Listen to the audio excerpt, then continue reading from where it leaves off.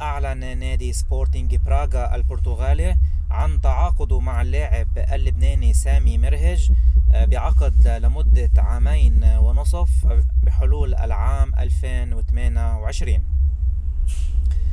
لاعب منتخب لبنان سامي مرهج كانت انطلاقته مع نادي ديبورتيفو بيريرا بكولومبيا بعمر 17 سنة، ومسيرة حافلة مع هيدا النادي. سجل خلالها 8 أهداف ب 29 مباراة، وتم استدعائه لصفوف منتخب لبنان، وبرز بشكل لافت سريعا المهاجم اللبناني سامي مرهج بتسجيله 6 أهداف ب8 مباريات مع منتخب لبنان.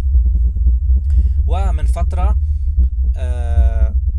وقع عقد سامي مرهج مع الوكيل البرتغالي جورجي مينديز، يلي بسبب هيدا التوقيع كان هو بوابة وسيكون بوابة بالمستقبل لانتقال سامي مرهج لأهم الأندية الأوروبية.